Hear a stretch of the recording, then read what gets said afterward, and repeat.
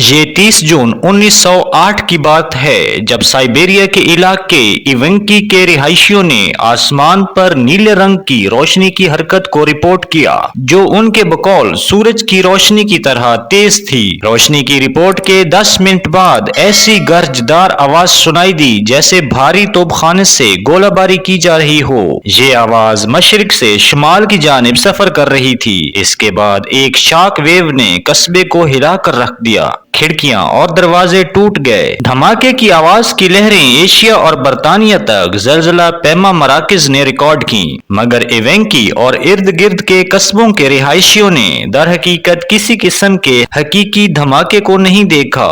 آخر وہ کیا تھا؟ یہ ایک معمہ بن گیا۔ اس دھماکے کے بعد کئی دن تک ایشیا اور یورپ کے اوپر آسمان میں جگمگاہٹ کو دیکھا گیا۔ اس کے علاوہ مختلف ممالک میں ماحولیاتی تبدیلیاں بھی دیکھی گئیں۔ اگرچہ دھماکہ کسی نے نہیں دیکھا مگر اس کے مقام کو دریافت کر لیا گیا جو مشرقی سائبیریا میں واقع تھا۔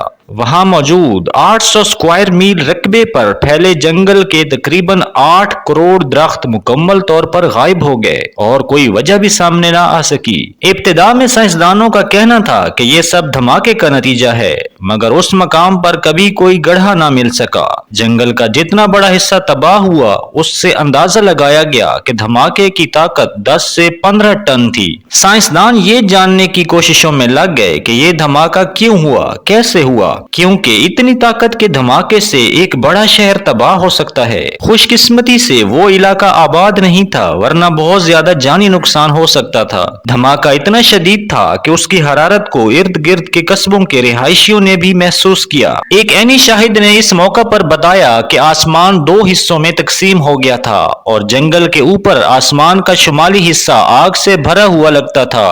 اس کا کہنا تھا کہ اس وقت آسمان میں دھماکہ ہوا اور بہت بڑا کریش ہوا، ایسا کریش جس کو سن کر لگتا تھا کہ آسمان سے پتھر برس رہے ہوں اور فائرنگ ہو رہی ہو۔ اس دھماکے کو انسانی تاریخ کا سب سے بڑا اور طاقتور دھماکہ کہا جاتا ہے، جس سے خارج ہونے والی توانائی ہیروشیما پر گرائے جانے والے ایٹم بم سے 185 گنا زیادہ تھی۔ ایک صدی گزر جانے کے بعد بھی اس دھماکے کا سراغ نہ مل سکا۔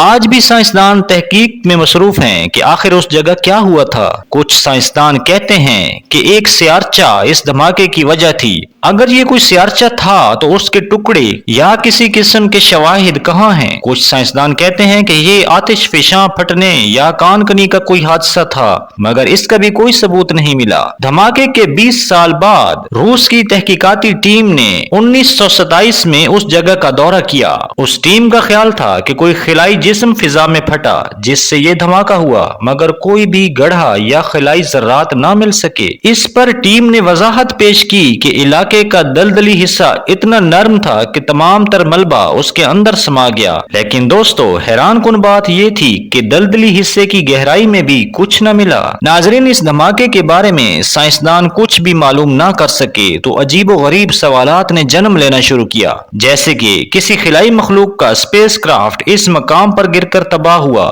لیکن تعجب کی بات یہ کہ ملبہ بھی نہیں ملا۔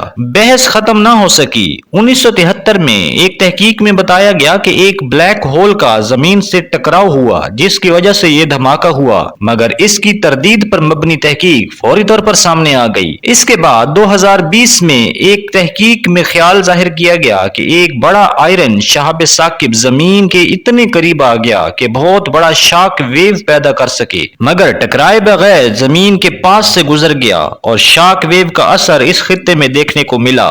گو کہ اس تحقیق میں جان نظر آتی ہے مگر اس پر اکتفا نہیں کیا گیا۔